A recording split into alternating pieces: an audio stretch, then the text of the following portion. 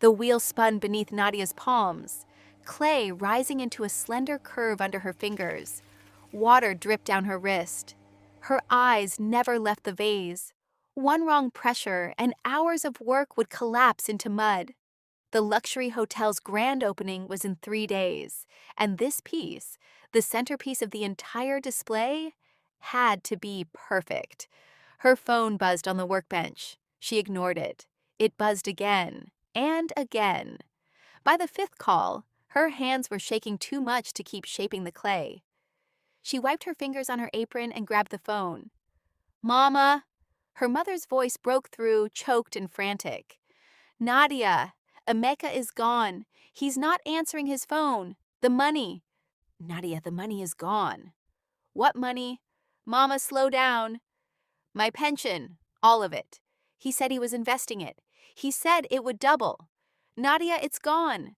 I called the bank. I called everyone. He's not answering." The phone slipped from Nadia's hand. Her elbow caught the vase instead. It hit the concrete floor and shattered into 100 pieces. She stared at the wreckage, chest heaving, as if some part of her own life had just cracked open with it. If you're new here, this is exactly the kind of story we tell. Real family, real heartbreak, real strength. Hit subscribe now so you don't miss what happens next, because this story only gets heavier from here. Nadia was 26. By day, a final year architecture student, drowning in blueprints and deadlines. By night, a potter, hands stained with clay, shaping bowls and vases that somehow said more than her architecture drawings ever could. She barely slept. She barely ate on schedule.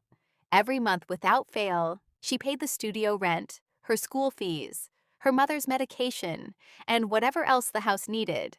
Nobody asked where the money came from. They just expected it to appear.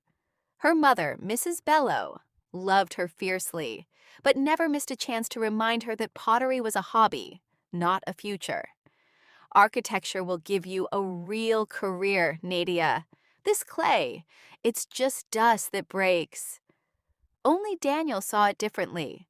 Her boyfriend, a structural engineer with steady hands and steadier eyes, would sit in her studio some nights just to watch her work.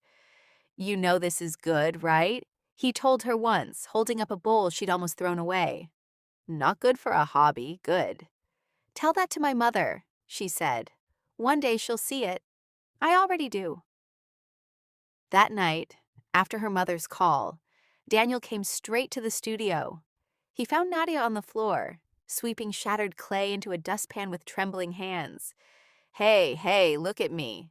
He knelt beside her. "What happened?" "Emeka lost Mama's pension, all of it, and now he's disappeared."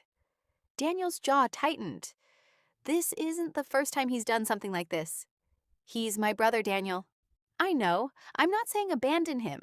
I'm saying be careful. People like him don't stop until someone stops them." She didn't answer. She just kept sweeping. 2 days later, Emeka reappeared, not with an apology, but with a request.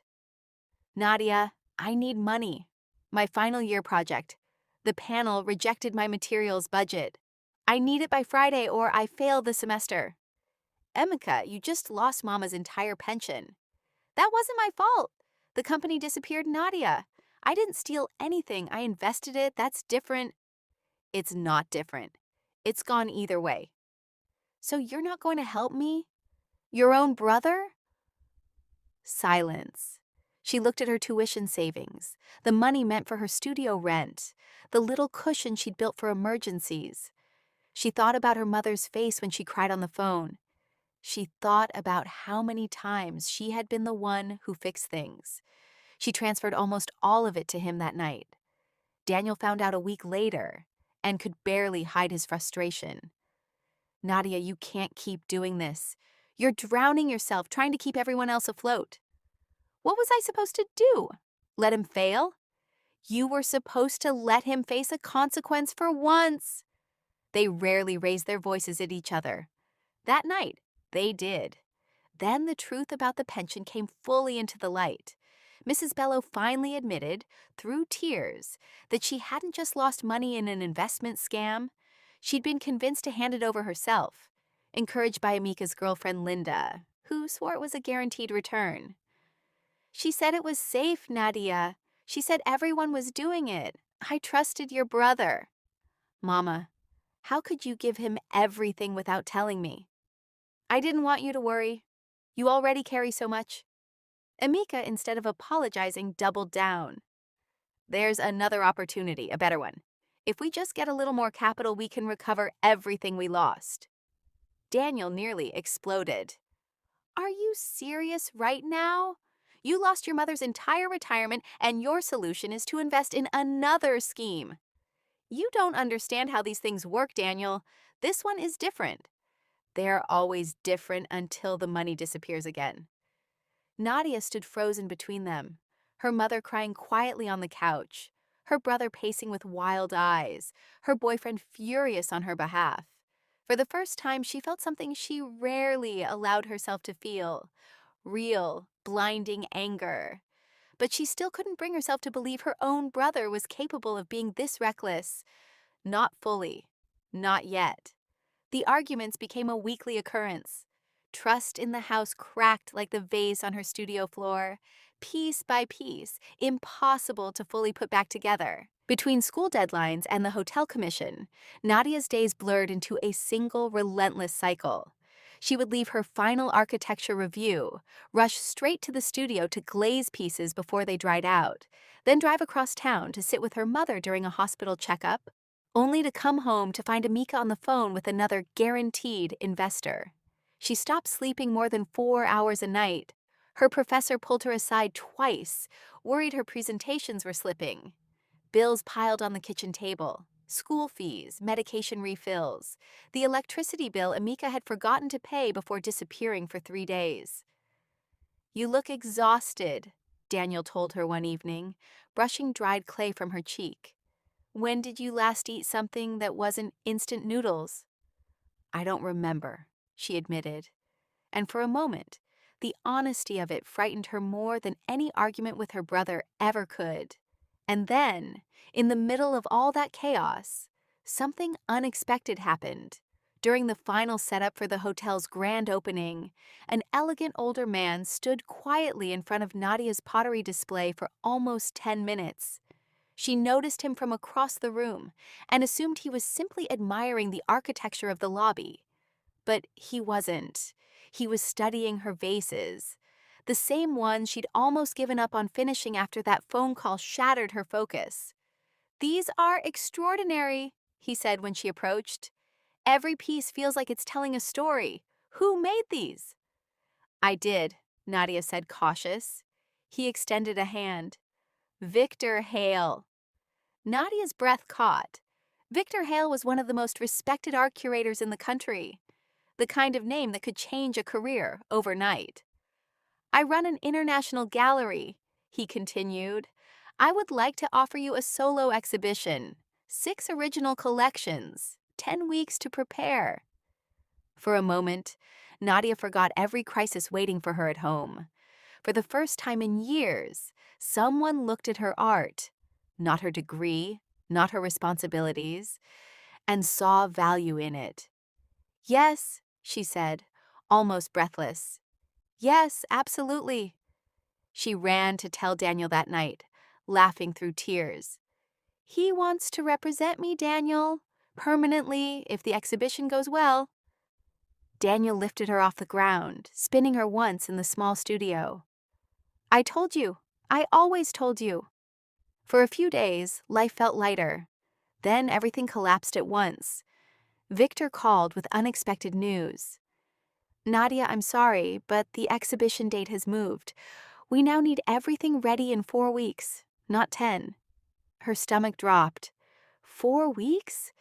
Victor, that's barely enough time to... I know it's tight, but this is the opportunity, Nadia. I believe you can do it. The same day, Daniel came home holding an envelope, his expression unreadable. Samuel offered me the lead position on his new project. It's huge, Nadia, but it's in another city. I'd have to relocate for almost 2 years. Nadia's heart sank. 2 years? The salary would change everything for us. But I don't want to leave you right when your exhibition is happening. I don't want you to give up your future for me either. Neither of them said what they were both thinking, that saying yes to their dreams might mean saying goodbye to each other, at least for a while. As if the universe wanted to test exactly how much Nadia could carry, Emeka showed up again 2 days later. Nadia, I need money. Again. The new investment fell through too. I promise, this is the last time. Something inside her went completely still. No. He blinked. What? No. Emeka, I'm not giving you any more money. Are you serious right now? After everything we've been through as a family. After everything we've been through. Emeka, this is you. This has always been you. Her mother rushed in from the kitchen. Nadia, don't speak to your brother like that. Mama, he lost your pension. He's lost every investment since. And you're defending him. He's still your brother. And I'm still your daughter. Where was that same loyalty for me? You always do this, Emeka shot back, voice cracking with something between anger and desperation. You act like a martyr, like you're the only one who's ever struggled. I struggle too, Nadia. Then struggle without taking from the people who love you. She shouted. Every single time something breaks, you hand me the pieces and expect me to fix it. Not this time. Not again. Her mother's hands trembled at her sides. Both of you, stop. This family is falling apart in front of me. It's already falling apart, Mama, Nadia said, quieter now, but no less firm. It's been falling apart for years. I just kept gluing it back together so none of you had to see the cracks. The room went silent except for Nadia's ragged breathing. You think success has changed you, Emeka spat. You think because some old curator wants your little clay pots, you're better than us now. I have paid for this house for years, Nadia said, her voice rising, shaking. I paid your tuition. I paid Mama's hospital bills. I sacrificed my sleep, my savings, my friendships, my own dreams, for this family. And somehow, I am still not enough. Somehow I am still the villain the moment I say no one time. Her mother tried to speak. Nadia cut her off. No, Mama, let me finish. For once in my life, let me finish. Tears streamed down her face, but her voice didn't break. I love this family, but I am done disappearing so that everyone else can be comfortable. I am done. She grabbed her bag and walked out the door. No one followed her. Comment below. Have you ever had to walk away from people you love just to save yourself? I want to hear your story in the comments, and if this is hitting home for you, make sure you've liked this video so more people can find it. The 4 weeks that followed were the hardest and most focused of Nadia's life. She poured every ounce of pain, exhaustion, and hope into her final collection. She barely spoke to her family. Daniel called every night from meetings about his relocation, checking on her, reminding her she was capable of this. The night before the exhibition opened, she stood in the empty gallery, staring at 6 collections that represented everything she had survived. The opening was a triumph. Visitors moved slowly through each piece, captivated. Critics praised the raw emotional honesty behind every curve and crack in the clay. Several pieces sold within the first hour. Victor found her near the final piece, a tall, cracked and restored vase titled, Unbroken Hands. You did it, he said. I told you I believed in you. Welcome to the gallery family, Nadia. Her phone buzzed. Daniel, video calling from his new city, grinning at his screen. I've been watching the live stream all night.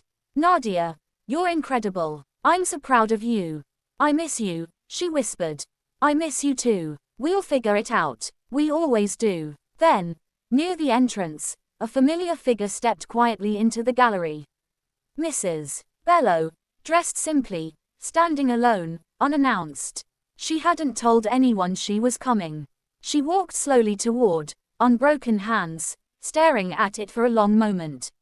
Something in her expression shifted, as if, finally, she understood every sleepless night, every sacrifice, every silent battle her daughter had fought alone.